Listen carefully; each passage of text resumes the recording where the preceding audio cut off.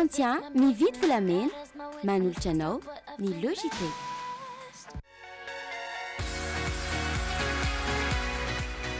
Préparez un avenir sûr avec la SMIA et le JT. Izerny logité miaraka amin'ny Ice Pop Drinks.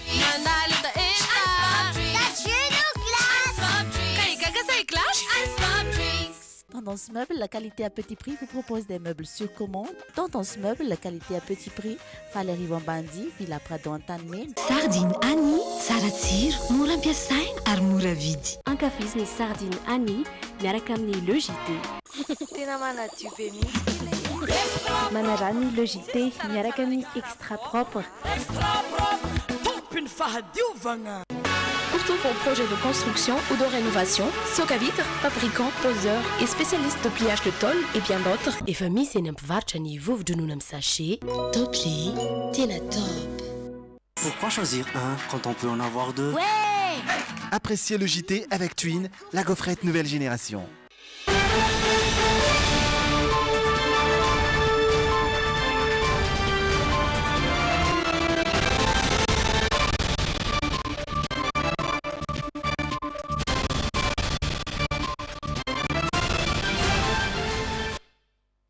Miarabantsika rehetra amin'izao farany volana oktobra izao faraky amin'ny telopolo ny volana oktobra tonga soa atao anatin'ny logité ialanatsiny indrindra ny fahatarana eo amin'ny fanomboana fa dia efa vonina avokoa ireo vaovao ho atolotra antsika rehetra ireto no atao anatin'ny tapany voalohany. Nitsahatra amin'ny mahafilohan'ny anteny Merandoholazy Honoré Rakotomanana lany solo ny toerany kosa ny Lola Rivo Rakotovao.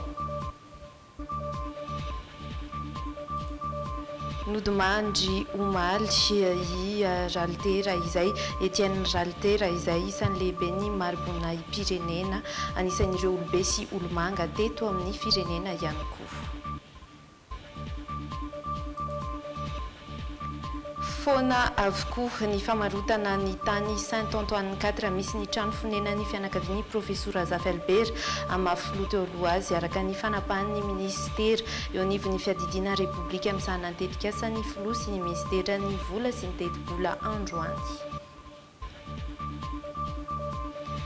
Efa manana ireo fitaovana rehetra ilaina amin'ny fanaovana fitsiriana ny omavetra anambarany tale generalin'ny orinasa androany nandritra ny fitsian'ny komina sy ireo mpitondra taxi ny toerana anatanterahana ny fizahana. Ireo no satrinam-baovao izay isan'ny oranao anatin'ny actu miarabanao ary dia manasanao hijery izany hatramin'ny farany. Izay ny lohateny ho an'ny tapany voalohany ao anatin'ny tapany faharoa kosa miandratsika ny oyanao misy ihany koa ny hafakely sy ny vaovao ny fanatanjahantena Kotiliba no hitondrantsika ny vahiny ao anatin'ny masolavitra mivadika ny tapany voalohany ary atombotsika avy hatrany ao anatin'ireo vaovao samihafa.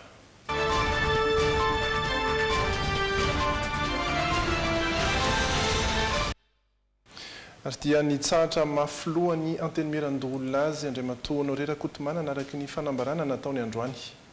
Tsy ny andrela fa dia nitanterahana avy hatrany ny fifidiana taoriny izay ka lany tamin'ny alalan'ny isam-batoro amin'ny dimapolo tamin'ireo lola 5 tonga ny fidy Rivo Rakotovao izay kandida tokana niatrika ny fifidianana dia nanaraka akaiky izany ihany koa teny amin'ny lapa teny Anosikely miaro sorojo ravaka sy kasambola mana.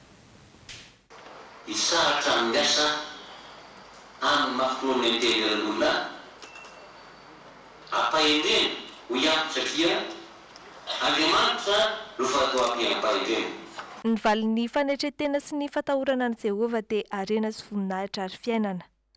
Nindra amin'ny Honoré Rakotomanana io voalaza ny tenin'ny soratra masina ao anatin'ny boky ny ohabolana toko 2 andininy 4 anehoany fa ampanetretena no itsaharany amin'ny mahafilohan'ny anteny Merandoholazy.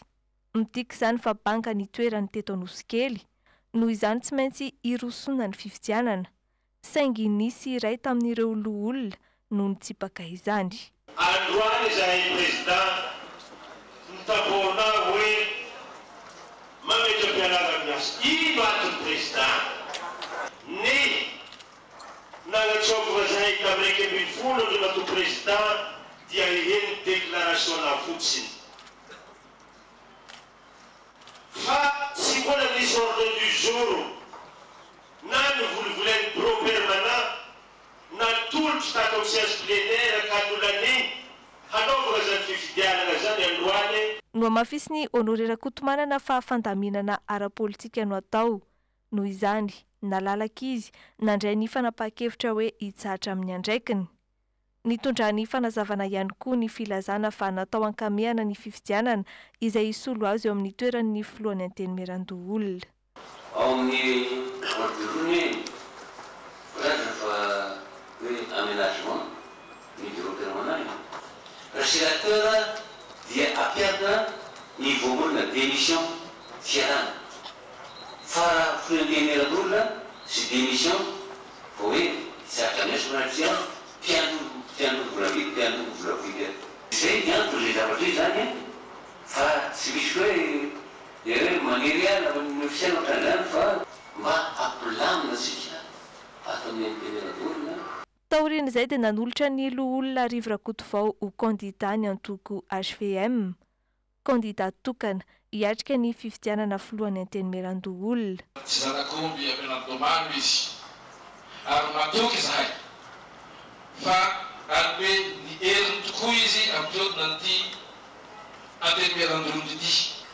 Ka tsy misanasany zahay manolotra ny candidat-nay Andriamatoa Rivo Rakotovao ho vidina ho amin'ny toerany filohan'ny Antenimierandoholona. Nirosoana amin'izay ary ny fifidianana nanomboka tamin'ny mitataovovonana tanoany. Fifidianana izay naharitra 20 minitra mahery kely teo. Rakotovao Rivo.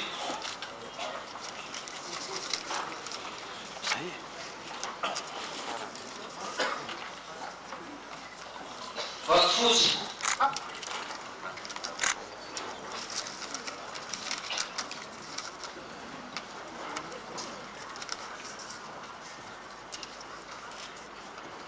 Rivo Rakotovao. Rehefa natao ny fanisambato, ny 5 tamin'ireo loholona 13 no tonga nifidy. Ny 12 tamin'ireo no nandany an'i Rivo Rakotovao, 2 Vatofotsy ary 1 Vatomaty. Taorian'izay nandray fitenenana voalohany ny filohan'ny Antenimierandoholona vaovao. Navotrany tamin'izany fa hajaina ny tsy fitohy-kevitra saingy hijoroany hatrany kosa ny fikatsahana ny tombotsoa ambonin'ny firenena. Andriamatoa Zokiolona, ianao no soroko voalohany. Ary nampisehoanao androany iray, raha mbola nilainy zany fa olona lehibe eto amin'ny firenenanao. Faharoa dia misaotra ny Andriamatoa filoham-pirenena. Makasitraka tokoa Andriamatoa filoham-pirenena amin'ny fankisana izay namenao satria fantatra fa mety tokoa ny tsen'olona atsy fa tsy eza mpanao politika fa kosa ny afitsikerahana ary zay ny angafiko atsika satria fantatra fa misy fitizakety isika fa mibazina kosa an'izay tombotsoa ambony ny firenena izay. Ny loholona Rivo Rakotovao arak'izany no filoha fanonenina hitantana ny Antenimierandoholona hatramin'ny sin'ity parlement ity nanomboka ny taona 1950 sy 1990. Ny alakamisy 2 Novambra izao no anatanterahana ny fifamindrampahefana eo amin'ny rotonta. Zay hoe latovavy fa dia faranana nanaty zany ny fotoantsika androany.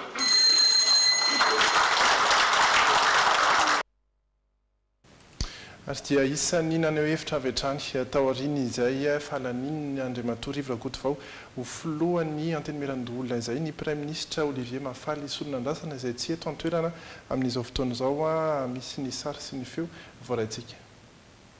Zava-dehibe amintsika zany signal fort zay apetraky ny fitondram-panjakana satria zany fantatsika fa miantoko misy an'izany lehilahy zany filohan'ny antoko HVM izy zany hoe miantoka zay mahamaro toerana fitondram-panjakana ary ny senamo zany ny Antenimierandoholona dia miara-miasa akaiky mpanolontsaina ihany koa ny gouvernement izy everiko fa mitondra izay rivo vaovao eo firenena zany ny navoafidy ho filohan'ny Antenimierandoholona ny Rivo Rakotovao ary everiko ihany koa zany hitondra izay filaminana na fitoniana izay ilain'ny firenentsika zany ho amin'ny fampandrosoana indrindrina ny firenena zany ny navoafidy ny Rivo Rakotovao filohany zany androm-panjakana zany ka dia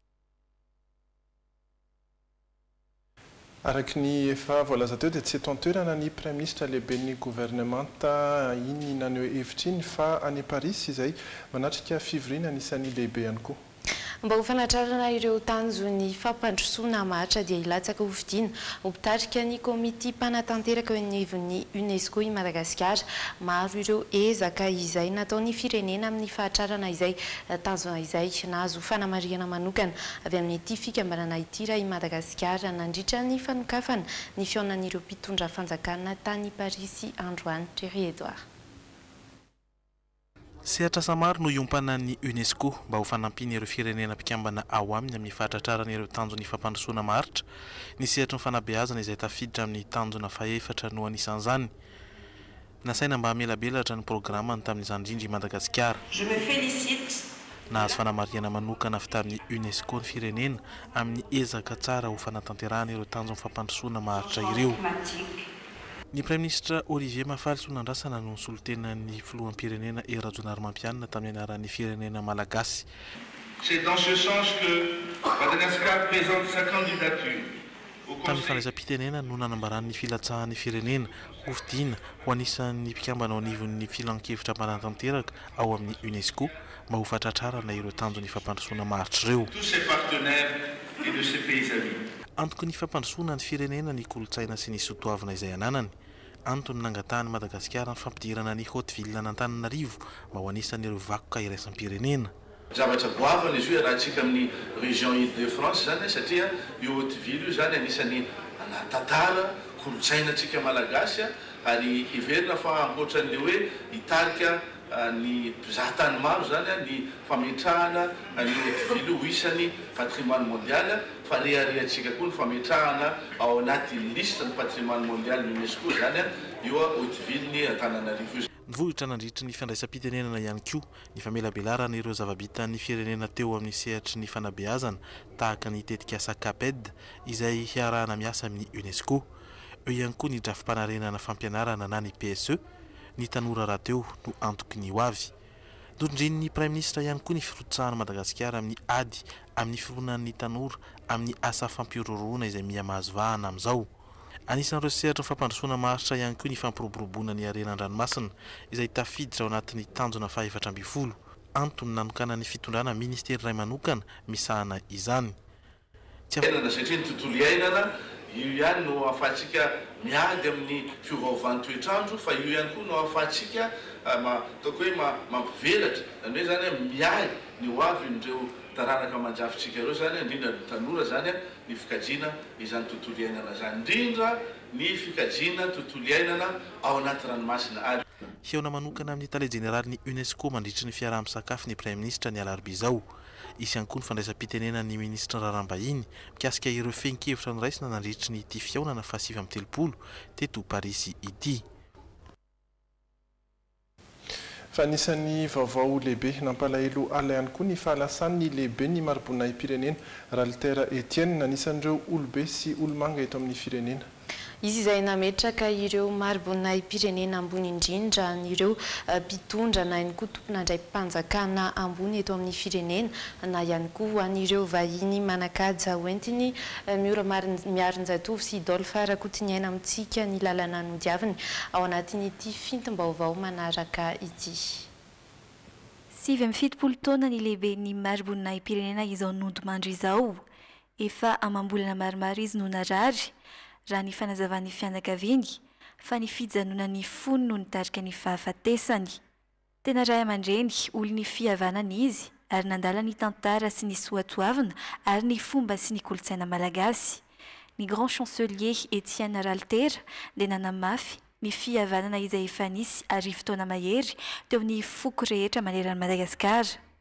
Manana ny mariboninahitra le grand chancelier ny tenany, eo koa ny grand croix de première classe ary ny grand chancelier de Madagascar. Izy no nanolotra ny mariboninahitra ny firenena ho an'ny olomanga sy ny olomanakaja maro toan'Andriamatoa Ban Ki-moon sekretera jeneraly ny firenena mikambana sy Andriamatoa Romano Prodi lehibe ny komisiona eropeanina ary ny printsy Albert de Monaco nandritra ny fandalovan'izy ireto teto Madagasikara. Raha ny lalina nodiaviny indray dia nianatra tao amin'ny École de Mire des Villiers izy ary nanomboka ho mpiasam-panjakana tany Mahajanga ny taona 1970 ary teto Antananarivo tao amin'ny ministera isan-karazany tamin'ny Repoblika voalohany ny taona 1970 hatramin'ny taona 1970 sy tamin'ny gouvernemanta Ramanatsoa teo amin'ny taona 1970 hatramin'ny taona 1970. Mpiasam-panjakana ambony sivily tao amin'ny direktoara militaire ny tenany ny taona 1970 avy eo tao amin'ny fiadidinan'ny Repoblika nanomboka tamin'ny Repoblika faharoa ka hatramin'ny Repoblika fahaefatra 17 ity. Grand chancelier de l'ordre national de Madagascar ny taona 20 hatramin'ny taona 17 ity. Ankoatra ireo, anisan'ny komity mitantana ny fikamban'ny zanaka ampelezana Antanatsara sy Ambomalaza ity olombe ny firenena ity. Eo koa ny mahataranaky ny andria tompoko indrindra azy. Namela manantena Violette Raltera sy zanaka 4 miralahy Alain, Nary, Jacques, Ndrina sy Joël Raltera ary zafikely maro. Koa mirary finoana feno ho an'ny fianakaviana manontolo izay eto amin'ny fahitalavitra. Mbola maromaro ihany koa ny vaovao entina amintsika ao aoriana ireto dokam-barotra fohy ireto. Mitoy ny fanarahanao ny logité ao anatin'ny tapany voalohany iresahana ny vaovao samihafa hatrany isika ny actu.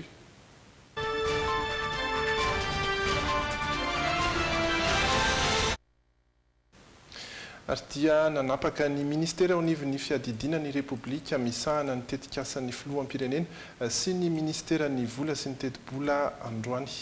Fanapahana izay milaza fa foanana avokoa ny famarotana ny tany Saint-Antoine 4 izay misy ny trano fonenan'ny fianakavian'ny profesora Zavelber amafilo teo aloha azy araka ny fanambarana trany mitoy ny fanadiadiana ataon'ireo ministera roa ireo ary dia ametraka fitoriana eny anivon'ny Bianco izy ireo amin'ny fomba namarotany io toerana io. Miora Miarinjatovo sy Dolphe Rakotiniaina no mitatitra ny vaovao. No mafisy ny ministra ny vola sy ny teti-bola Andriambololona Salama sy ny ministra ny fiadinan'ny Repoblika misala ny tetikasan'ny filoham-pirenena ny fanajariana ny tany ary ny fampitaovana Benjamin Marcel Ramanantsoa fa ny fitondrana teteza mita no nivarotra ny ampahantany misy ny fonenan'ny filoha teo aloha profesora Zafy Albert tamin'ny orinasa Madaterany taona 2014 nisy androany ny fepetra no raisiny nanafoana izany. Fa avy hatrany dia nandray arrêté izahay mba anafoanana ny acte de vente izay natao zany sy fanaovana le titre makany amin'izay société izay ary zany arrêté izany dia miatra avy hatrany amin'ny fanafoanana ary famerenana an'le domaine Saint-Antoine io eo anivon'ny domaine privé de l'État. Namarany miditry ny vola sy ny teti-bola fa tsy mankasitraka ny fivarotana ny fanampirenena ny fitondram-panjakana amin'izao fotoana izao.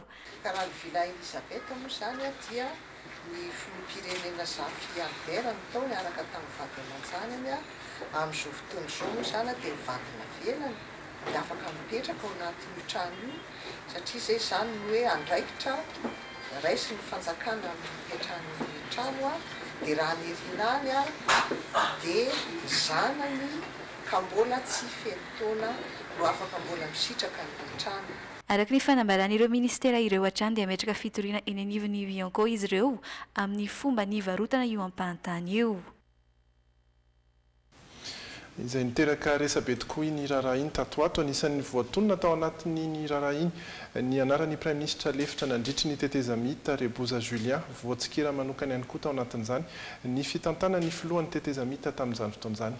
Ho an'ny filohan'ny voamiera misahana ny olany fananantany eo anivon'ny anteny miera ampirenena no sady ihany koa solombavam-bahoaka voafidy amin'ny anarany mapara dia ny CRN sy ny antokona orin'ny profesora Zafy Albert no tokony afantatra bebe kokoa ny dingana rehetra no lalovana tao anatin'ny fifampivarotana ny tany orenan'ny Villa Elisabeth akoatra ny fianakaviana nambarany fa tsy mazava ny raharaha satria dia tsy nitaraina nanany eo hevitra mikasika ny fifampivarotana ny tany nipetrahan'ny velively ny filoha teo aloha fony fahavelony tsy voatery andalo ambany fankatoavan'ny filoham-pirenena raha teo ny fivarotana tany ity solombaombaoka ity satria dia manana fahefana amin'izany ihany koa ny ministra hoarahantsika ny fanampanazavany. Raha misy omenatsiny amin'io ary dia ilay CRN satria ny CRN nanana ministra tao Tabera nanana premier ministre tao Omer Persika satria araka voalazany lalàna dia ministre fanajariana ny tany no manao acte de vente raha tamin'ny mpanjakana azo amidy ary ny ministère en finance no manao acte de vente na manome raha misy patrimoine de l'état io zany patrimoine de l'état io fa tsy patrimoine national fa raha patrimoine national izy ohatra angova dia ny ministère ny kolotsaina le izy. Zany mahakasika an'iny fa mahakasika indray kosa ny aretina pesta sy ny savorivory tany amin'ny faritry Toamasina iny. Olona iray tsy nanaiky hozahana maripana mba hiadiana amin'ny pesta teo amin'ny toerana fanaraha-maso ny fahasalamana tany amin'ny PK faraiky ambin'ny folo Sarimasina Fokontany Antanananambo no niteraka ny savorivory ny sabotsy alina lasa teo vokatr'izay dia olona iraiky ambin'ny folo no voasambotry ny emofara tao anatin'izany hoarantsika ary ny fanadihadiana sy ny fanazavana entiny Fabien Rabenarivo. Ny sabotsy 20 oktobra 17 lasa teo tokony tamin'ny fitora sasany alina tany amin'ny PK 11 Saramasina Fokontany dia nisy olona iray tsy nanaiky hozahana teo amin'ny toerana fanaraha-mason'ny fahasalamana ka niteraka savorivory raha nanao ny fitsapana maripana ireo olona tao anaty taxi borosy ho fitsonjovana ny fahasalaman'ny tsiraray edina amin'ny pesta ireo mpitsabo pilatsaka tsitrapo avy any Antananarivo avy amin'ny ministera ny fahasalamana sy ireo mpitandro filaminana avy eto an-toerana nanolo-tanana ho amin'izany. Mitondra fanazavana ny lieutenant-colonel Ralaikoatinarivo Gabriel Armandin, commandant du groupement de la gendarmerie nationale Latsinanana. Ka rehefa nanao an'izay fisavana izay moa zany ny mpitandro filaminana dia nisy olona anankiray tsy nidinidina tamin'ny fiara. Rehefa nasaina izy hidina dia mbola nandany zany ary farany nipilotsaka nandeha nitsoaka. Rehefa nitsoaka io dia tsy maintsy nianjera satria tsy fantatra hoe sao dia mba olona mpanao ratsy sao dia mitana fitaovam-piadiana tsy fantatra. Efa nisavaina sambonompoana mpitandro filaminana natao ny fisavana tsy maintsy natao zany le maripana. Rehefa naheno an'io zany ny fianakaviany izay mipetraka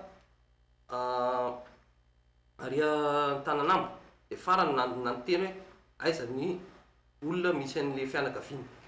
Nefa marina taona fa tsy nigadraina mihitsy olona io ary tsy naisy fitanana azy fa tsy maintsy natao kosa zany ny fijerevana hoe olona mpanao ratsy satria mahatonga azy mitsoaka.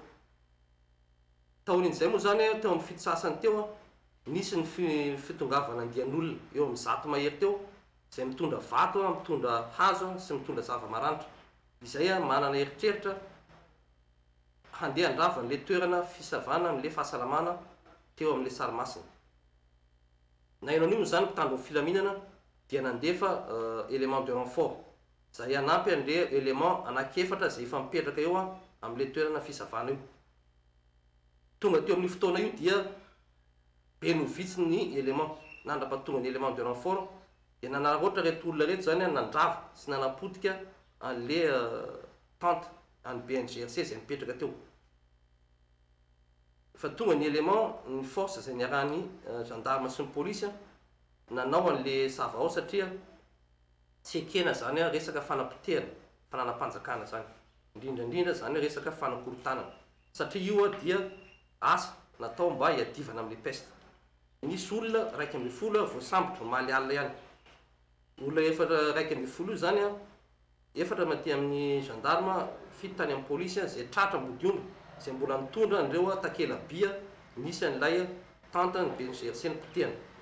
Ary mbola teo alolo teo moa zany tratra le labasy nidoran'izareo nanapotehana an'io toerana fisafona io. Mba hisorohana ny trangana savorivory tahaka izao dia nanararoatra ihany koa ny commissaire Razafindamanitra Fleuris ny nampahafantatra nisy ny fipetra ho raisina manoloana ny fankalazana ny fety maty ho famongorana ny fianaky ny pesta. Avy zao ny fety de mort izay atao hoe fifaliana fankalazana zany fety zany eto an-tampon-tanàna Toamasina ka ny zavatra mba hiangaviana ho antsika vahoaka ny tampon-tanàna Toamasina eto na ny manodidina dia misy fipetra izay ho raisin'ny commune, nisy fipetra izay ho raisin'ny mpitandro filaminana ka ingany eka akaoka isika rehetra mba hanaja izay fandaminana zay apetraka am'izany a fankalazana ny fête de mort zany mba tsy isiny olana amin'ny resaka tsara marina fa ny zavatra resany ito moa ny resaka fampianana ny resaka valanaretina pesta tapitana Tomasina ka izany ny fandrindrana izany dia ao anatin'ny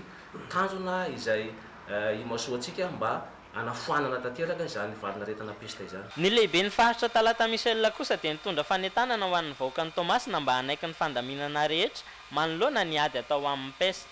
Mandalo fotoana sarotra tokoa ny firenena amin'izao fotoana zao amin'ity alalany aretina pesta ity. Amin'izao fotoana zao nefa dia raha mahita ary mahafantatra fa efa manomboka resy ary efa andalana ny fandresena misy dia aretina pesta ity. Ka eo ankilan'izany zany atsika rehetra mba tokony sy salasala fa tokony agnaraka antsakany sy andavany ny lamina apetraka satria efa kely sisa dia foana ity pesta ity ka mbola miangavy atsika vahoaka ihany ny tenanay zany mba agnaraka antsakany sy andavany ny fepetra ny lamina rehetra napetraka satria matoy izy ireny napetraka dia misy antony. Sy sanatria koa rehefa horesin'ireny pesta zay ndray tsika vao hiverina tsy anara-dalàna dia verina amin'ny voalohany dia ho tonga ndray aretina io dia sanatrian'izany ho fataka eto mba tsika mianakavy. Miankina ny fandesena ny aretina pesta araka izany ny faneken'ny tsirairay ny fandaminana sy ny laminasa napetraky ny ministera amin'ny fahasalamana sy ireo mpitandro filaminana ary koa ireo tompona andraikitra eto an-toerana ho tombotsoany be sy maro mba tsy hampirongatra intsony ny valana aretina pesta. Ao anatin'izay ady amin'ny aretina pesta izay indrindra dia nanolotra vola 5 $, anampinan'ny Madagasikara ny avy eo amin'ny FMI sy ny tahirim-bola iraisam-pirenena. Vola izay entina indrindra atokana ho an'ny fandaniana ilaina eo amin'ny resaka vonintsitaitra manao tokoa ary ny mety ho fivoarana izay aretina pesta izay mitatitra amintsika ireo antotany safarana izay voaray avy any anivon'ny BNGRC miaro soa rojo ravaka eo amin'ny sariny Kasambolamana. Manatevin-darana ny ezaka ataon'ny gouvernemanta malagasy amin'ny ady amin'ny valanaretina pesta ihany koa ny tahirim-bola iraisam-pirenena. Noho izany nanolotra vola $5 izy ireo atokana ho an'ny vonintsitaitra ho an'ny ady amin'ny pesta sy ny fampitaovana ireo fotodrafitrasa ampivoarana ny Madagasikara zany. Hatreto raha ny tatitra farany voaray miisa 7 ny olona mararin'ny pesta efa sitrana ho an'ny omaly 30 Oktobra. Ny enina tamin'izay no teto Analamanga, tany Matsiatra ambony kosa ny iray ary tany Amoron'Mania ny 2. Izany hoe mitotaly 440 ireo efa sitrana nanomboka ny volana Aogositra. Voalaza fa mananika ny 900 kosa ireo mbola manaraka fitsaboana ka misy 720 zany ho an'ny eto Analamanga, 20 ho an'ny faritry Matsiatra ambony, 9 avy ho an'ny Loatra Mangoro sy Amoron'Mania ary 7 avy ho an'ny Vakinakaratra sy Tomasina. Mitotaly 420 ankoatr'izay ny maty manerana ny Madagasikara hatramin'ny 2 Aogositra. Raha nisy 2 kosa zany omaly ka ny iray teto Analamanga ary ny iray tany Itasy. Ary dia mahakasika ny vaovao eto Antananarivo renivohitra indray sy ny olan'ireo taxi. Anisan'ny olana eo amin'ny FTAR na ny fikambanan'ny mpitondra fiarakaretsaka eto Antananarivo renivohitra ny anaovana ny fitsiriana ny fiaran'izy ireo eny amin'ny Omavet efa manana ireo fitaovana rehetra ilaina amin'izany ny orinasa raha nambarany tale jeneralin'ny Omavet tamin'ity andro an'ity mitondra fanazavana mikasika izany indrindra ity fanadihadiana izay nataony Pierre Dina Razafindramana sy Dota Rajarinjato ity. Efa taona maro no nisian'ny Omavet, orinasa misahana ny fitsirian'ny fiara eto Antananarivo renivohitra. Maro ihany koa ireo fiarakaretsaka sy taxi be tonga ato an-toerana. Nanomboka tamin'ny taona 2004 hoy ny nambaran'ny tale jeneralin'ny Omavet no tafiditra ho mpampiasa vola tato ny komina Antananarivo renivohitra. Noho ny tonga teo ny mpitatana ny komina urbaine Antananarivo dia nangataka tamin'ity orinasa ity hoe inona ny tombontsoa tokony omenan'ny mponina Antananarivo sy mpitatitra Antananarivo amin'ny fananany an'ity toerana ity. Izay no natonga an'le fandrafetana an'le drafitrasa tetikasa iny zany. Dia izay no mahatonga an'io hoe fiarah-miasa entre ny commune ny Omavet ary ny mpitatitra io zany tsy hoe ny taxi ihany iny fa ao ny mpitatitra entana dia ao ny mpitatitra ny taxi be ny bus ary ny taxi. rehefa mikasika ny fanatsarana ny fitaterana dia hita ato avokoa mitokana ato amin'ity efitra iray ity izao ny fitsarana fiarakodia anatin'izany ny isatra jiro sy ny mazo hafa misy ato na resaka fanaovana lavage manomboka amin'ny kely indrindra ka hatramin'ny lehibe indrindra machine fanaovana lavage fanaovana pneu fantokoana automobile tôle soudure fanaovana captonnage fanaovana machine outil rehetrarehetra ny bandesihana pompe d'injection na diesel tonga nitsidika ny orinasa Omavet tetsy ampasapito ny be ny tanàna Antananarivo renivohitra niaraka tamin'ireo solitena ny mpitondra fiarakaretsaka eto Antananarivo renivohitra androany atoandro. Any Antsirabe indray kosa dia mitohy hatrany ny fitakiana ataon'ireo mpiasan'ny orinasa Triple A. Mpiasa maro vety Antananarivo indray androany ny tonga nanao fihetsiketsehana niaraka tamin'ireo mpiasa izay ao Antsirabe mangataka amin'ireo tonta dia ny fanjakana sy ny mpampiasa izy ireo amana aingana ny olana iverena izy ireo miasa indray nametaka peta-drindrina maro mahakasika izany manerana ny tanàna Antsirabe raha teo ihany koa izy ireo tamin'ity androany ity Solalaina Rabenandrasana mitondra ny vaovao. Tonga marobe nanatevin-daharana ireo mpiasan'ny Triple A Tico tao Andranomanelatra tamin'ny fitakiana ny fanokafana ny orinasa Triple A androany ireo mpiasan'ity orinasa ity avy any Antananarivo takin'izy ireo ny hitadiavan'ny mpitondra sy ny mpitantana ny orinasa miaraka maromaritra iraisana iverenan'izy ireo miasa indray. Miangavy Antanandroa Nandriamatoa sy ny Prime Ministre amin'ny premier responsable zareo amany olana misy anay mianjaty amin'izay satria zay vahoaka malagasy eo ambany fahefany zay fa sy tokony nisy fitanilana hoe tsy vao hoe société ato société fa samy société malagasy daholo neto vao ny olana misy anay dia mitodika amin'ny Andriamatoa tompony andraikitra voalohany koa zay amin'ny Triple A miangavy anareo zahay tady maromaritra iraisana mahana ny olana satria zonay mamelo madiaman-dandraka zay zonay ny miasa. Mikasa ny angataka fiaonana amin'ny Prime Ministre mihitsy moa ireto mpiasa ireto raha ny nambarany androany tsy aivina faharoa tokom-bolana izay no nanakatonany ireo mpitondra teto Vakinankaratra ny orinasa Triple A ho fanatanterahina ilay didim-pitondrana iraisan'ny ministera mahakasika izany mifanohitra tanteraka amin'ny teny manetsika ny faritra Vakinankaratra ny zava-misy ankehitriny raha ny nambarany solitena n'ireo mpiasa ao Andranomanelatra. Tsika ao amin'ny faritra manana ny slogan hoe tsara misy arena mihoatra ny olona dia mahita an'izao olona izao ve tsika dia ahoana tsy honena ve tsika fa nay dia tsotra be tsisy resaka politika tsisy resaka ninina fara-tsosialy hoe sokafy ny orinasa sokafy ahafahanay miasa. Tsy nisy ny fioaram-pefy androany tamin'ny fihetsiketsehany ireto mpiasa ireto na dia nidina an-dalambe azy izy ireo tetsy Andranomanelatra niakatra namonjy ny renivohitry ny faritra moa izy ireo taorian'izay ary nametaka peta-drindrina maro manerana ny tanàna mangataka ny anokafana ny orinasa peta-drindrina ahitana soratra milaza fampitandremana ihany koa.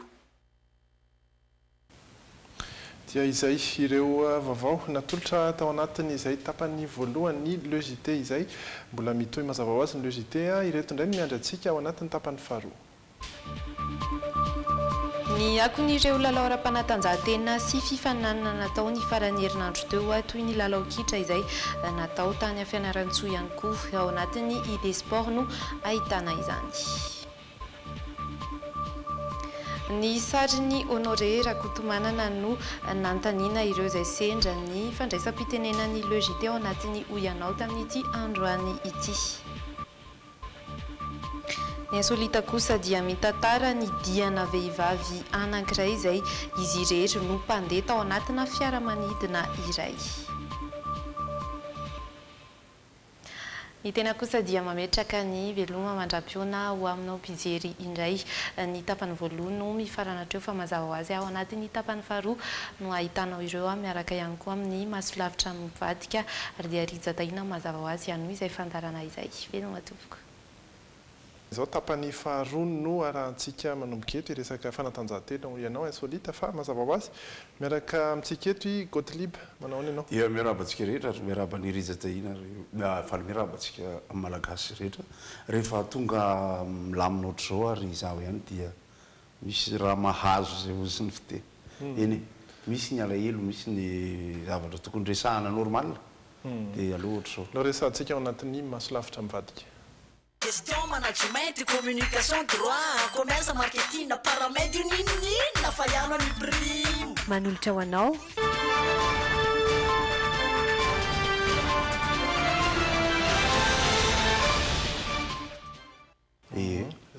ao anatin'ny alahelo sy ny fahorina moa ao anatin'ny fanajana tanteraka efa azitsika resaka ihany ny ray aman-dreny ara-panjakana teo omaly ny mpanao politika rabary matilda dia ny chancelier Etienne Raltera fa ny tena hitondrana alahelo ihany koa ao anatin'ny tontolonay mpanakanto alefatsika ny sary ao fanomezam-boninahitra nyzany namana izany zay nodimandry raha mijery ny sary dia fantatritsika endrika izy a Rudy Rehava izy dia tao anatin'ny tarika Upveraps ary fantatritsika izy fa mampianatra izy a mandia ao anatina tarika izy a efa nanao jury izy tamina fifaninanana nataotsika ary dia miteteny Madagasikara izy raha ohatra ka Upverap ny nahalalana azy dia nanao ny tarika manao capoeira akory zalahy ary zalahy dia mpanofana ary mampianatra ary manao fampisehoana ka zay ny hitondrahana le izy eto amin'ny anaran'ny mpanakanto namana rehetra efa niara-ny asa taminy avokoa amin'ny ankapobeny efa niara-ny serasera teny avokoa amin'ny ankapobeny dia miondrika ambany dia ambany sy malahelo dia tonga malahelo somatrika ohatr'izao tsy maintsy manohy tsika ihany satria ho fahatserovana nytony namana mpanakanto tony dia tsy maintsy toizana ny zavakanto ao zany a efatra menada izy ny fantatro a dia Angelique ao anatin'ny ampiverapy dia mpandiha ihany koa Angela sy Angelo anabaviny izy rola zany izy efatra menada reo ny fantatro mety mbola misy raitapo aminy fa izy efatra menada sy ny fianakaviana manontolo zay tsaroana tanteraka mihitsy satria raha ny eno zany dia tany a Dego tany Antsiranana no maty izy ao anatin'ny asa angamba aloha fieritreretako azy nefa izy a ho any Toliara lavitra zany dia mankahery ny fianakaviana dia mankahery ny tontolon'ny mpanakanto ihany koa satria rehefa ilaozany namana tahako zao indrindra namana tena mbola tanora dia tanora dia manontany tena foana ao anatin'ny lahatra sy ny anjara ao anatin'ny zava-mitranga fa mbola tsy maintsy mahazo atsipiriany ihany tsika fa tsy fahasalamana tapoka zany nahazo ny Rudy raha ny vaovao azonay tany amin'ny radio hoe tany Dego tany izy dia nireraka be dia ny atsipiriany mbola mety ho fantatritsika ihany fa dia mirary fiononana mirary fahasoavana mirary fankahirezana ho an'ny fianakaviana mbola hikarakaran'izany rehetra zany dia eo ihany koa moa ny chancelier Etienne Raltera eo ihany koa moa ny namana Rabary Matilda zay namana moa zay ako ny fanerasera mihitsy a tao anatin'ilay fanotsikotsonana rehefa misy hevitra ampiadiana ny fitenenana tsy mihafahafa rehefa misy zavatra tokony tenenina teto amin'ity firenena ity satria izy a efa solombavam-bahoaka izy efa mpikambana tanatin'ny société civile izy moa dia renin'ny ministre Paul Rabary ary izy a ho ay manokana dia nisy fotoana ny fanakaiky be tamiko izy satria ny fiara hoetiko zao dia anazy taloha isaky nitondra ny fiara eo dia tsy maintsy atsiaro azy zany satria ny fanerasera mihitsy sa teoriana isaky mifanena dia manao mety tsara ny fiara dia izay fa rehefa any farany angamba aloha tsy maintsy atopokotsika any amin'ny resaka johary kely ihany le izy satria zay ny saika aloha hevitra hoetiko eto hoe ny fotoana mandeha ny fiovana tsy maintsy mandeha zavakanto jerena fa azo mijery lanja satria Michael Jackson 10 kilô tamin'izy maty reny tsy mampatanjaka mihitsy le mainsa dia alefatsika rehefa avy eo fa izay fiondrena sy alahelo zay fa mifanojo moa tsy zay fotsiny ny atao hoe fahoriana fa fahoriana telo sosona atao anatin'ny roa andro mianjady amintsika eo raha teo ihany keo anatin'ny masolavitra mivadika saika am'resako dia mandeha ny baolina Champions League androany sy raha-pitso fa eto Madagasikara dia misy baolina Champions League ihany satria ny CRN mamely ato dia ny ato nanahirana be le resaka Villa Elisabeth teo pasipasy baolina be le izy teo ny ministera sy ny fanjakana ny resahana tany am-boalohany dia namaly izy dia milaza indray nefa ny ty amin'ny olona nylazaina fa nandritra ny tetezamita no nisy ny famarotana mamaly izy hoe serenina koa no mahafantatra jijy be io zany de MSN koa zavatra io zany hoe Neymar Mbappé kavani baolina io zareo fa le izy mahaliana fotsiny aloha amin'ny zavatra misy eto amin'ny firenena azy satria ny fotoanantsika mandeha ataontsika fohifohy fa misy zany ny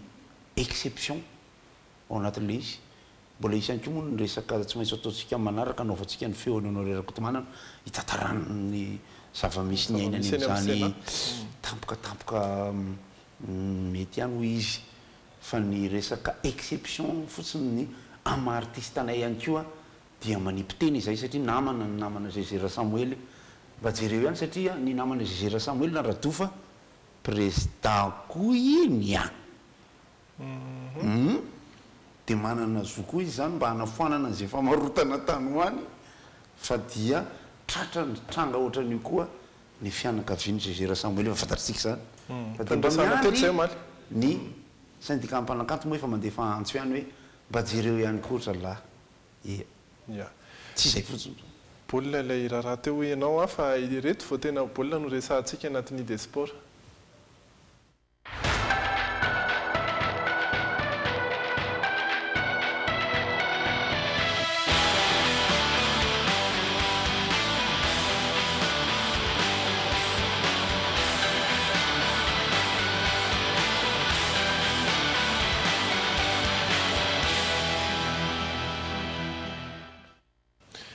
Ary dia maromaro ny lalao horesahana na dia ny avitsy ihany aza atao anatin'izay fisin'ny aretina pesina izay dia misy ihany ny vaovao izay tokony ho tanterina amintsika araka-ireto hoenty ny andry lalaina Andriamasy sy misy razafinjatovy reto. Voatra tompon-daka eran-tany fanimbaly no antaranja Hayad boxe chinoise full contact eo amin'ny sokajinanja latsaka ny 27 kilao i Jean-Christian Randriamalaza nandrina fananana atao tany Carrara Italia ny alady lasa teo. Midika izany fa tena lasa nitanteraka ny fekibo manambara izany. Izay midika ihany koa fa izy hatreto no mpiady vohitra imbetsaka ho tompon-daka eran-tany ho an'ity taranjy ity ary malagasy manana romonahitra betsaka indrindra.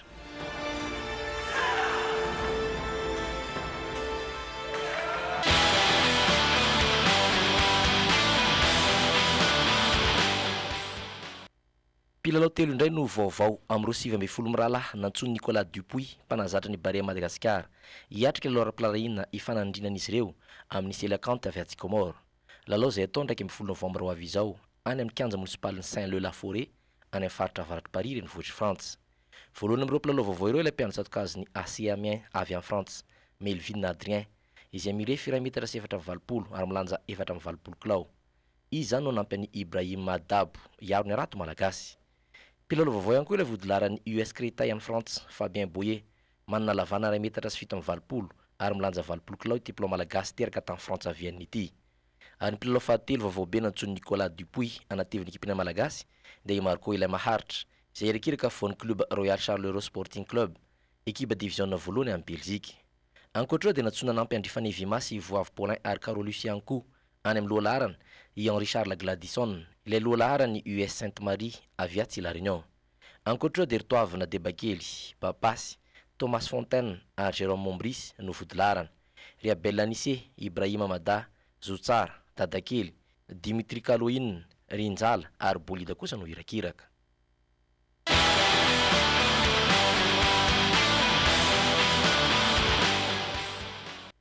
Ho tanterana fianaran-tsoa sy mahajanga lalao manasadalana amin'ny fiadina amboara Madagasikara. Araka nefa nandarana azy hatr'izay dia ho any amin'ny kianjana pasambazaha fianaran-tsoa no ifandona ny AS Adema sy Kosfa, ekipa samy aveto Analamanga izay efa mifankafantatra tokoa. Raha amin'ny fiainana telo farany nataon'ny ekipa rotonto dia andravady sala roa izy ireo tamin'ny lalao mandroso ny fiadina izay ho tompon-daka Analamanga. Ny voako mpandresy ny isa telo indray kosa ny AS Adema nandritra ny lalao miverina ary lavon'ny Kosfa tamin'ny isa roanoatra ny AS Adema tamin'ny Poule des As any Analamanga trany.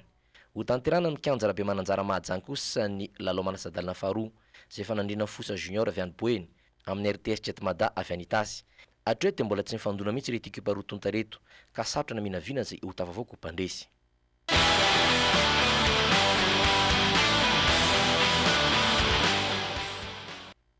Naroso amin'ny 9 sy 10 ary 12 Novambra avy izao ny lalao miverina amin'ny Poule des As nandingana farany amin'ny fiadina izay tompon-daka ny Madagasikara taranja baolina kitra trany. tsy araka nyvoalazo anatin'ny fitsipika amin'ny feny lalao atrizay ihany koa fa ho any amikanjana pasambaza fianaran-tsoa ireo lalao zay fanandrina ny knapsa sporitas HCDM loatra mangoro LGCO plus analamanga ary kosy fanalamanga ireo raha tokony tena mikanja be mamasina nampiantso mpanao gazety androandro mpitantana ny kluba telo ankoatra ny knaps zay manday ireo fanovana ireo faharoa Petra Raisina dia miandry amin'ilay soratra angiranga manio nouveau crayon de non répondre dans 48 heures zany hoe aorian'ny 48 heures zany zay manday décision fampifanareo mpanao gazety eny ihany zay décision zay raha ohatra ka tsy mijery ilay zanany ilay ray aman-dreny hoe inona ny fanakalozana farafaratsiny miantso an'ilay zanany aloha ny ray aman-dreny hoe inona rakizy problème anareo fa maninonareo manao zavatra ohatran'izao na ohatr'izao ankoatra dia mampitaraina an'ireo kluba telo LGCO plus sy HCDM Marcos Fay ihany koa ny fanomezana vana ny kluba ny Knapsa Sporitas amin'ny fandaran-dalao ho isaky ny amin'ny telo ora tolakandro ny anjara lalaony amin'ny roa telo andro ireo.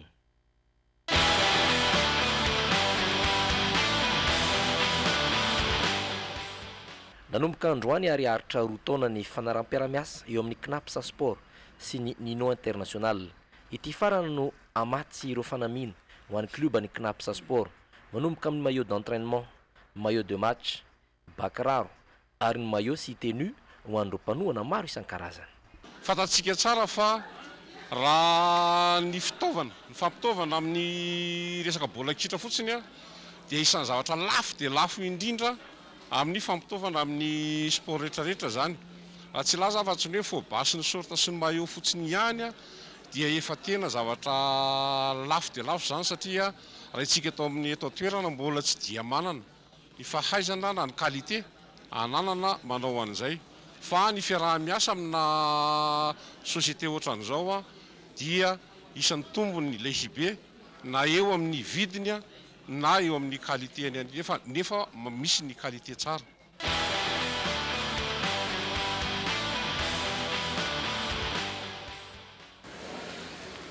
Toeran'ireo tanora mivondra ao anatin'ny fikamanan'ireo tanora milalao baolina kitra eny amin'ny kianjana Mamoritosy ny filazan'ny tsotra iray ho tompon'ny tany misy io kianjo io. Raha ara-tantara dia vazaha efatra ny fahagolana ny tompon'ny tany anatolo ny fokotany sy ny fokon'olo izany rehefa lasa miverina ny tanindrazana izy. Tetsankilana dia tsy nanaka ny fakamy fanjakana malagasy tamin'izany raha ny tany nantorana faritra maro teo Tantanarivo renivohitra ireo fokon'olo ary nanajary ny tany ho lasa kianja. Ary rehefa lasy fanaovana sport izy ity dia mivondrona ny olona tety zany satria misy mantsy no mitonona hoe manatompony ny terrain ka atolotry ny tanora sy ny hoe fikambanana samihafa ho an'ny olona anankiray ny terrain dia izahay fondron'ny tanora sportif ity amin'ny tanàna Ambohimamory sy ny manodidina dia manda ary manizingizina kitsirano mihitsy fa ireo club izay tonotonony ilay olo tokana milaza tompon'ny terrain dia tsy misy ifandraisana tompoko amin'ny club tena mpandray anjara eto no ilazako kely anairako kely ny mpitondra fanjakana sy ny tompony andraikitra mahefa mba hijery ny zavatra tahaka izao satria hoaiza moa ny tanora raha hoe lasa mpanambola sy ny pisoloky masafa ho azo mihitsy ny tany rehetrarehetra hoaiza izay tanora. Efa imbetsaka io aloha ny sandoka ho tompon'ny tany izay nampiditra azy amponjy indroa taona nefa dia izao izy miverina akankery ny tany misy ny kianjana Mamoritosy izao indray. Nanambara ho tsy anaiky fa hiady hatramin'ny farany ireo tanora ety satria tombony azy ireo eo amin'ny sehatry ny fanatanjahantena indrindra fa mibaolina kitra amin'ny fanan'ity kianja ity sady ampiasain'ireo fiangonana sy sekoly manodidina anaovana hetsika sy taranjam-panatanjahantena. Kely fotsiny lazaiko hoe raha ny formation ny barea le natao Nicolas Dupuis ny ampen'le rilay maritra sy sisa teo tsara ny eo amin'ny asa atao sy ny resaka match amical zany tena ilaina fa misy ny zoko be mafaneva ao efa misy etro bolida ao zay ny voatoniko aloha efa tsara io ny ankoatran'izay le resaka farany teo resaka hoe tany sy sisa tena za koa dia tena mba anisany mba manao antso afamiko aloha raha hoe misy club dia atolotra olona hafa mitokana le izy ho anaovana zavatra hafa fa io koa dia tahaka an'le resaka namana Gégera Samuel ny teneniko teo manao antso mihitsy ho an'ny tompona andraikitra hoe raha tena toerana efa nanaovana fanatanjahantena mbola azo atao ny légitimité ny anaovana fanatanjahantena eo aminy mba mihetsika nareo ry fanjakana sy tompona andraikitra manahirana kely anaty ty zavatra tena azy dia misy teny ohatr'izao mivoaka foana rehefa farany hoe aleo ny fitsarana anao ny asany manahirana io a satria fantatritsika tsara fa didim-pitsarana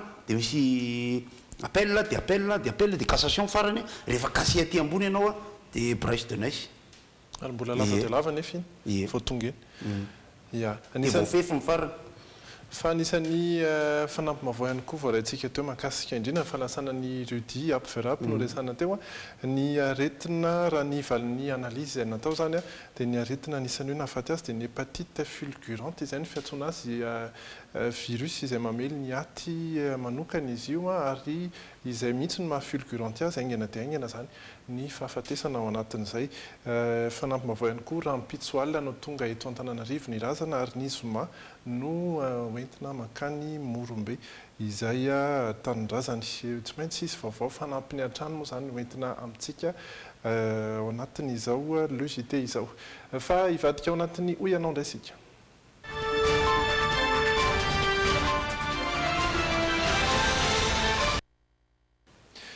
sariny filohan'ny Sénat anisan'ny vaovao lehibe tamin'ity androany ity izay ary dia ny sarin'Andriamatoa Honoré Rakotomanana indrindra no nentina teny an-dalambe teny fantatsika ve ny asany fantatsika ve iza io amin'ny sary io ny asany taloha fahafantaranao an'ity sary ity zao dia iza ke io Honoré Rakotomanana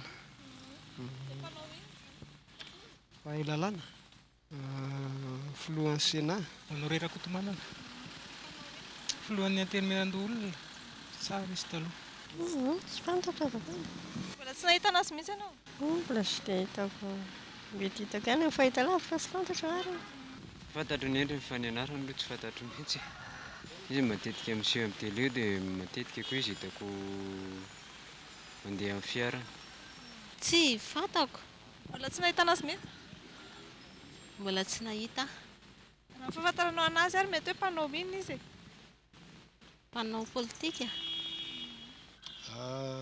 président ny Sénat Honoré Rakotomanana Honoré Rakotomanana mety hoe mpanao inona izy toatsy mpanabe ao amin'ny asemma loolona Honoré Rakotomanana filohan'ny Sénat tsy monsieur Honoré Rakotomanana président Sénat izy fa toa ohatrany efa namitra fialana izy raha voavoen'ny kondrano dia namitra pialana hoe tsy raha-piatsiny fanazavana raha mikasika ny hoe toerana isany teo aloha dia efa mbola filohan'ny antemieran-dolona zany tamin'iny nareo nanontany iny amin'izao rivo zao efa nitsara samihafa izy misy hoe namitra pialana misy hoe sorona fa iza kosa dia nitsaratra misorapitsaka nitsaratra iany ary tamin'ny fotoana nankana feo sy nanontaniana dia nisy ny maraina talohany nanambarana ny fialany ary nisy ihany koa taoriana ary dia izay no mahatonga ny hoe misy nafantatra tsy diso akory zany raha ny teny hoe filohan'ny antenimieran-dolona fa amin'izao fotoana dia efa filoha teo aloha izy hivadika anatin'ny filohany keo filohan'ny antenimieran-dolona any keo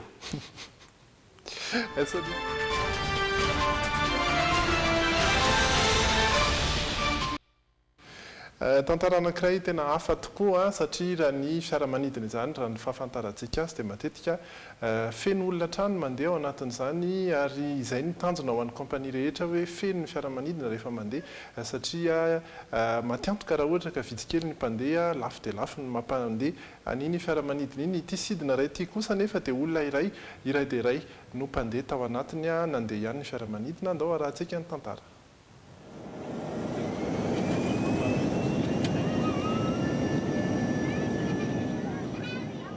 Anao vakansy any Crète no nandraisan'ny 40 grive ny fiaramanidina ny compagnie low cost jet 2 Boeing 737-800 izy ity izany hoe natao ahazaka mpandeha miisa 720 vao nanomboka teo amin'ny mpiondranana no efa hafakely ny diany nilazana mantsy Carola tamin'izany fa tsy ho tonga ireo mpandeha roa hafa tokony araka aminy. I turned up at the desk there and he said, "Hi Karen," and I went, "Yeah." Niteny ahy ilay mpiasa teo hoe tonga soa tao anatin'ny fiaramanidina anao rery ianao tompoko nisarika tsara avokoa ireo nandray ahy satria dia izaho rery izany no niditra tao anatin'ilay Boeing ankoatra ireo hôtesy sy ny pilote mazava ho azy. Nazo ny première classe i Carole nanana safidy malalaka izy tamin'ny seza izay tiany nipetrahana nilaza ho nanarapo ihany koa izy tamin'ny sakafo sy zava-pisotro nomena nandritra ny dia Hi, Karen and the girls. If you'll look over to your left-hand side, we're flying over Croatia just now. Tsy toy ireo filazana rehetra fanao mandritry ny 10 mahazatra ireny no natao somary fohy kokoa ny toromarika nomeny hôtesse. Ny tena nafinaritra dia ny mpanamory mihitsy no nanoronoro izay azo nijerena teny ambony teny, teneniny foana isaky ny mandalo ambonin'ny firenena iray izahay.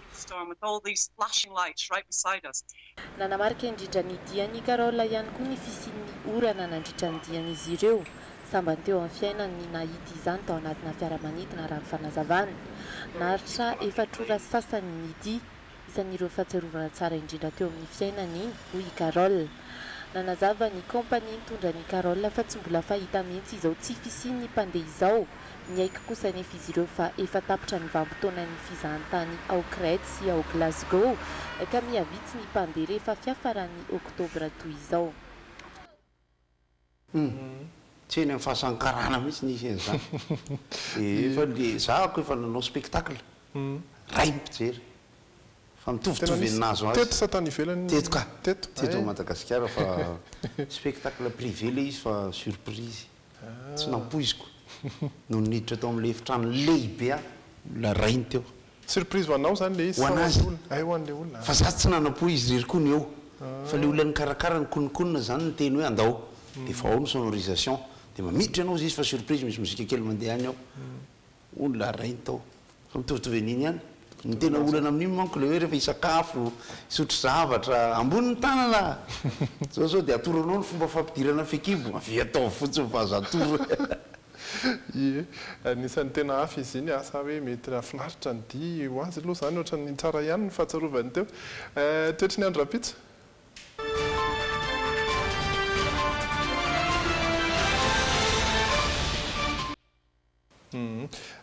Ny toetry ny andro an'ny rahampitso ho an'ny faritra Toamasina izay misy orana androany dia mbola ito ny orana ny oalina ito ihany koa rahampitso maraina fa tokony ho tapitra amin'ny 12 ora atoandro eo izay orana izay ny tapany hariva dia hitsahatra ny orana hiposaka ny masoandro anareo any Toamasina sy ny faritra Atsinanana iny.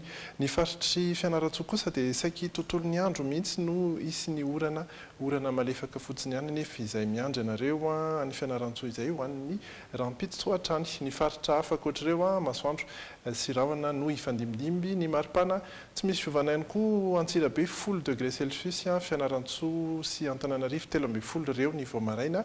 Ny atoandro azo atao hoe tsy dia mafana be ho an'ny rahampitso satria 420 Antananarivo, Antsirabe 20 Fianarantsoa. Ireo faritra hafa kosa dia mafana Toliara 13 degré Celsius ny atoandro, Mahajanga 13 ary Antsiranana 13 ireo ny maripana ambony indrindra ny atoandro ireo zany ho an'ireo faritra ireo. Dia izay ihany koa no etsika mamarana logité maka minitra kely fotsiny amin'le hoe misy lalao atao satria ny joary dia fantatritsika fa tanteraka amin'ny alahady zao izy eny mipatobitra dia misy sary alefako eto dia izahay manana compte Facebook izahay dia misy sary anankiroa alefako eto dia antanina antsika hoe tamin'ny taona firy ity sary ny tarika joary ity miomakomana eo ambany sehatra dia mihira eo ambony sehatra dia alefanareo any amin'ny mahanamanareo anay any amin'ny compte Facebook raha azonareo atao na ataonareo messenger ny taona misy an'io dia faharoa ny toerana misy an'le fampisehoana le mipotra amin'ny faharoa ve sa hoe ny goty dia mahery manana dia iluka manana afaka alefanareo any le izy dia ao anatin'ny hoe barbecue party joary ny événement zany io zany izahay zao io nataoko mialoha fotsiny ampisehoana hoe efa zao zahay voatapabolana io dia ity amin'izay le sary le teneniko miomana izahay dia miakatra sehatra io le teo ambony sehatra i sefo ato tendry clavier isilo ny batteur Dominique za zao iry akaiky ny micro ry dia iandy zandry ny kiki iry manao son ry dia aseo le sary alohan'ny akarana io zahay talohan'ny niakatra zany hoe Michael Jackson na tsara ary mbola tsy maintsy iverenana moa zay resaka zay fa nandiandia tamin'izany ary zao zay mbola mandia dia taona firy io zay dia alefantsika any fotsiny le izy taona zao dia ohatran'izao zay talohan'io dia ray andro taorina ty sary ty zay dia ohatran'izao le manaraka zao zay ray andro taorina dia avy eo ny olona moa miresaka zany ary tamin'izany kosa nareo mbola maisa ary tamin'izany kosa nareo mbola bokosy eny hatramin'izao ary tamin'izany kosa nareo eny dia io zahay efa taona lasa ka raha mpitaina le efa taona lasa le zao tsy dia niova be loatra ntsony io ny fankalazany nitarika joary ny 10 taona tao amin'ny palais zay zany ny resaka anankiray misy tarika ny anankiray zay koa moa zany ao dia mampomana fotsiny fa mety hoe iara-iasa amin'ny dream iny ty resaka ty fa dia miomakomana fotsiny tsika mety hoe manatalentana ny ankizy fa ikasitinina ngeza be ho ataon'ny momote compagnie zay tarika tarinay za manajery zany dia eo amin'ny 10 taona hatramin'ny 12 taona ny ankizy ho raisinay ao anatin'le club momote et compagnie iny parenthèse satria ny fotoanantsika evanina fa omenantsika ihany koa zany exclusivité amin'izao ny score-ny Paris Saint-Germain Anderlecht rehefa avy eo 3-0 dia manasantsika rehefa mpakafijoary amin'ny alahady tsisy rapitso ny JT tsisy rapitso ny JT amin'ny alakamisy indray no misy amin'ny fitora sasany mba miainaina anaty alahelo mba miainaina anaty alina dia mba miantso ny tarana karanetsa hoe ny tanàna zany rapitso dia mirary alina mahafinaritra antsika rehetra amin'ny alakamisy indray zany ny fotoana manaraka amin'le JT veloma tompoko.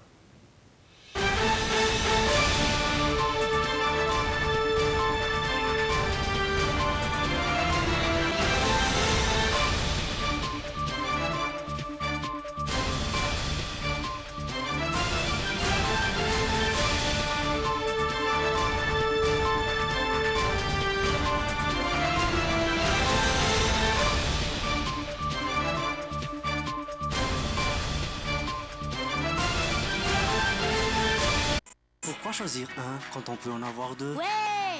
Appréciez le JT avec Twin, la gaufrette nouvelle génération. Tendance Meuble, la qualité à petit prix, vous propose des meubles sur commande. Tendance Meuble, la qualité à petit prix, Valérie Vambandi, Villa Prado en Tanmin. Bijouterie Santia, mi vite vous l'amène. Manul Chano, ni le JT.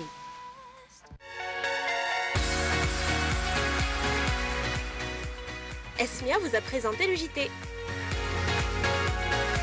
Efa misy eny ampivarotra ny vovo-dronono amin'ny sachet Topli tena top. Sardine Annie tsara tsiro, mora ampiasaina ary mora vidy. Ankafiziny sardine Annie miaraka amin'ny le JT. Tena manadio be mihitsy. Manarany le JT miaraka amin'ny extra propre. Extra propre, tompiny fahadiovagna.